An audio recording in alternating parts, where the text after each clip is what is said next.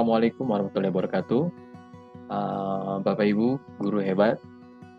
Perkenalkan saya Syaifuddin SPD, saya guru SMA Negeri 1 Pamijahan. Dalam kesempatan kali ini saya ingin berbagi informasi tentang kenapa sih kurikulum itu harus berubah.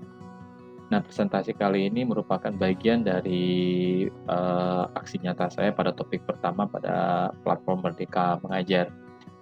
Baik Bapak Ibu, untuk mengefisienkan waktu, kita mulai dari pengertian apakah sih kurikulum itu. Nah, secara etimologi seperti yang sudah kita tahu bersama bahwa kurikulum itu berasal dari bahasa Yunani yaitu courier yang memiliki dua arti. Yang pertama berarti kurir, di mana kurir harus menempuh suatu perjalanan untuk mencapai tujuan. Yang kedua diartikan sebagai jarak yang harus ditempuh. Nah, ini bisa menjadi ilustrasi dalam kurikulum atau kurikulum yang ada dalam dunia pendidikan kita, di mana kurikulum itu dianggap sebagai sebuah perjalanan bagi siswa dari satu titik pembelajaran kemudian sampai pada titik tujuannya, di mana siswa mengakhiri sebuah pembelajaran dalam proses pendidikannya. Nah, pengertian menurut salah satu ahli yaitu Boschem, Boschem ini lebih memberikan tekanan kepada tentang pengertian kurikulum ini, bahwa menurutnya kurikulum itu adalah suatu rencana pendidikan atau sebuah rencana pengajaran. Nah, sedangkan menurut Undang-Undang Sisdiknas nomor 20 tahun 2003, kurikulum adalah seperangkat rencana dan pengaturan mengenai tujuan, isi, bahan pembelajaran, serta cara yang digunakan oleh guru sebagai pedoman penyelenggaraan kegiatan pembelajaran untuk mencapai tujuan pendidikan tertentu. Nah, seperti yang kita tahu, kurikulum itu kan selalu berubah ya. Mungkin Bapak Ibu yang sudah mengajar lebih lama mengalami berbagai macam perubahan kurikulum. Sebetulnya kurikulum yang baik itu seperti apa sih? Nah, saya mengutip dari pendapatnya Rob Taylor dan Eisner, dua tokoh dalam desain kurikulum yang cukup terkenal. Nah, menurutnya kurikulum yang baik itu yang pertama adalah relevan dan kontekstual. Kurikulum yang baik itu mencerminkan kebutuhan nilai dan konteks sosial, budaya, dan ekonomi masyarakat tempat kurikulum itu diterapkan. Yang kedua, kurikulum itu harus fleksibel dan adaptif. Kurikulum yang baik harus dapat disesuaikan dengan kebutuhan, minat, dan kemampuan siswa, serta dapat beradaptasi dengan perubahan dalam lingkungan pendidikan dan masyarakat. Nah, yang ketiga, kurikulum itu harus mengintegrasikan pengetahuan. Kurikulum yang baik mengintegrasikan pengetahuan dari berbagai disiplin ilmu dan mata pelajaran untuk membentuk pemahaman yang menyeluruh serta holistik. Kemudian, kurikulum yang baik itu harus mendorong pembelajaran yang aktif. Kurikulum yang baik mengutamakan pembelajaran aktif di mana siswa terlibat langsung dalam proses pembelajaran, jadi siswa tidak pasif, siswa menjadi pusat dari kegiatan atau aktivitas pembelajaran, di mana guru menggunakan strategi pembelajaran untuk merangsang atau menstimulasi siswa agar berpartisipasi dalam proses pembelajarannya. Nah, yang kelima, kurikulum yang baik itu harus mengembangkan keterampilan. Kurikulum yang baik fokus pada pengembangan keterampilan kritis, kreatif, kolaboratif, dan komunikatif yang diperlukan bagi siswa untuk berhasil dalam kehidupan pribadinya, kehidupan profesionalnya, baik di masa kini maupun di masa depan.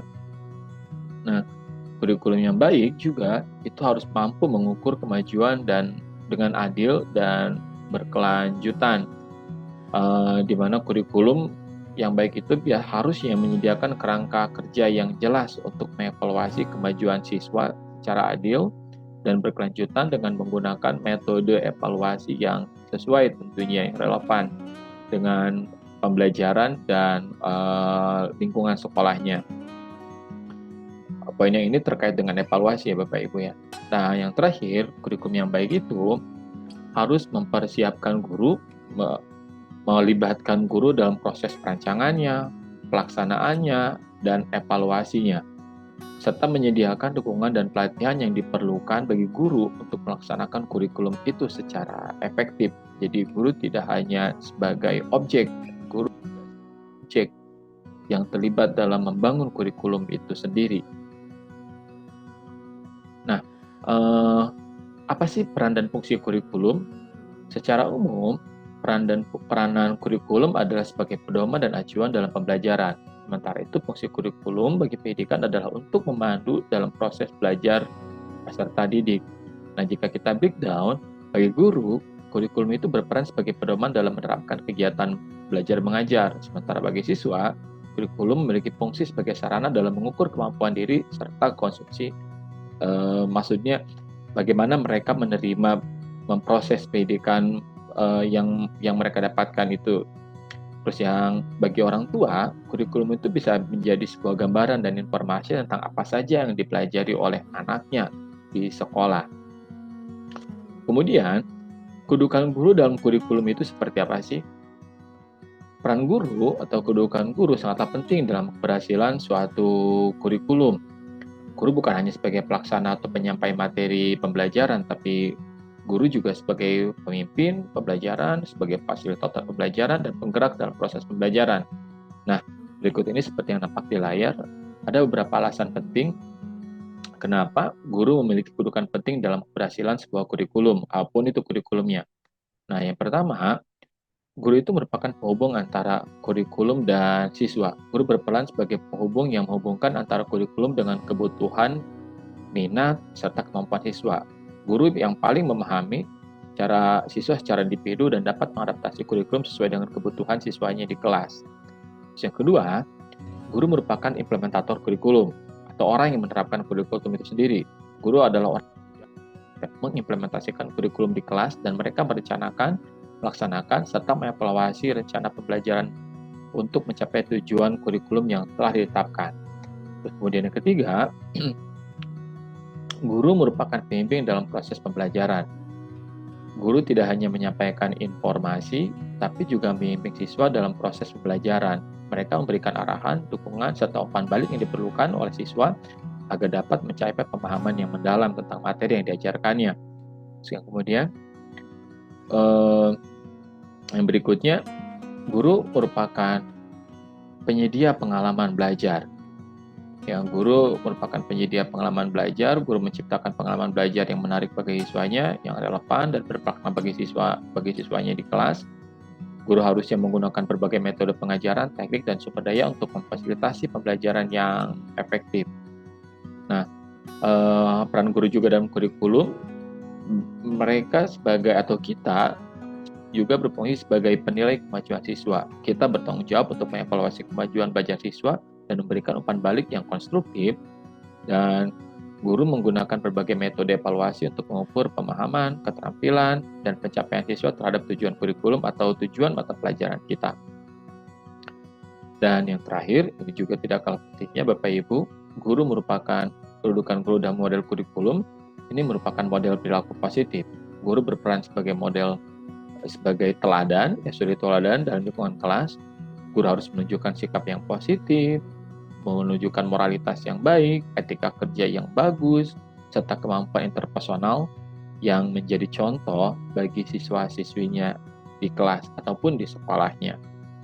Nah, kita masuk ke inti kenapa sih kurikulum itu perlu berubah Bapak Ibu. Setidaknya ada beberapa alasan kenapa kurikulum itu harus berubah. Yang pertama, tantangan zaman. Tantangan zaman yang dihadapi oleh murid kita sekarang berbeda dengan tantangan zaman kita dulu waktu kita masih remaja atau waktu masih sekolah. Oleh karena itu, kurikulum harus diadaptasi sesuai dengan perkembangan zaman yang dihadapi oleh murid kita saat ini. Tidak bisa kita menggunakan kurikulum yang dulu kita pakai waktu sekolah digunakan untuk anak kita sekarang. Sudah lewat zamannya dan sudah sangat tidak relevan. Yang kedua, mengapa kurikulum harus berubah? Karena generasi masa depan, Bapak Ibu. Murid merupakan generasi masa depan bangsa yang akan mengukir zaman sesuai dengan potensinya, sehingga kurikulum yang harus diterapkan dipersiapkan untuk mereka mempersiapkan masa depannya nanti kelak. Terus yang ketiga, perkembangan iptek. Ini adalah salah satu alasan penting juga kenapa kurikulum harus berubah. Karena seperti yang kita tahu, ilmu pengetahuan dan teknologi terus berkembang begitu cepat, sehingga kurikulum harus dirancang sedemikian rupa untuk mengikuti kecepatan itu dan mencerminkan perkembangan terbaru dalam situasi zaman. Nah, yang berikutnya kenapa kurikulum itu harus berubah? Karena kebutuhan belajar. Kurikulum harus sesuai dengan kebutuhan belajar peserta didik yang dapat menyiapkan generasi bangsa untuk masa mendatang. Nah, kebutuhan belajar peserta didik setiap zaman kan berbeda-beda. Gitu, dulu kita belum kenal sosial media atau sesuatu yang sifatnya digital. Nah, peserta didik sekarang study kita yang kita hadapi sekarang di kelas itu sangat native digital, sehingga model pembelajaran atau pendekatannya harus disesuaikan dengan kebutuhan belajar mereka saat ini. Nah, yang terakhir, kurikulum itu harus karena kondisi dan karakter, seperti yang saya hanya mengulang dari apa yang poin-poin yang sebelumnya. Kurikulum harus berubah karena kondisi dan karakteristik peserta didik itu berbeda setiap zamannya, berbeda setiap budaya atau misalkan lingkungan tempat dia tinggalnya, sehingga kurikulum perlu disesuaikan dengan kondisi-kondisi tersebut. Nah, berbicara tentang kurikulum merdeka, apa sih perbedaan kurikulum merdeka dengan kurikulum sebelumnya? Setidaknya ada 3 hal yang membedakan kurikulum merdeka dengan kurikulum sebelumnya. Yang pertama, sistem pembelajaran dalam kurikulum merdeka berbasis proyek untuk mengembangkan soft skill dan karakter peserta didik sesuai dengan profil pelajar Pancasila. Terus yang kedua, kurikulum merdeka itu hanya fokus pada materi esensial, sehingga siswa kita memiliki banyak waktu untuk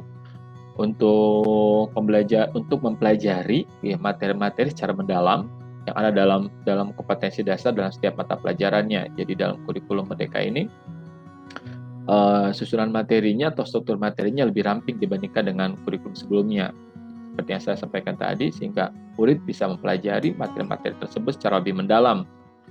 Terus kemudian yang ketiga, perbedaan kurikulum merdeka dengan kurikulum sebelumnya, guru itu lebih leluasa untuk melakukan pembelajaran yang terdiferensiasi sesuai dengan kemampuan peserta didik dan melakukan penyesuaian dengan konteks dan muatan lokal, Bapak Ibu. Nah, yang terakhir, apa sih keunggulan kurikulum merdeka? Setidaknya saya mencatat ada 3 hal dalam hal-hal yang baik atau hal-hal yang unggul dalam kurikulum merdeka. Yang pertama, materi pembelajarannya lebih sederhana dan fokus hanya pada materi esensial seperti yang saya sampaikan tadi. Struktur materinya lebih ramping, jadi kita guru dan siswa punya waktu lebih banyak untuk pelajari materi-materi tersebut secara lebih mendalam. Terus yang kedua, guru memiliki kebebasan untuk mengajar sesuai dengan tahap perkembangan murid. Jadi guru punya keleluasan untuk mengatur baik dari waktunya, susunan materinya, sehingga lebih fleksibel dalam mempelajari materi-materi di setiap mata pelajarannya. Terus yang ketiga, sistem pembelajaran menjadi lebih interaktif melalui kegiatan proyek, menjadi lebih variatif. Jadi siswa dan guru tidak hanya berinteraksi dalam ruang kelas dan dalam konteks materi pembelajaran, tapi juga ada kegiatan-kegiatan di luar materi pembelajaran, yaitu kegiatan proyek yang bisa berkaitan dengan pengembangan soft skill peserta didik kita di kelas.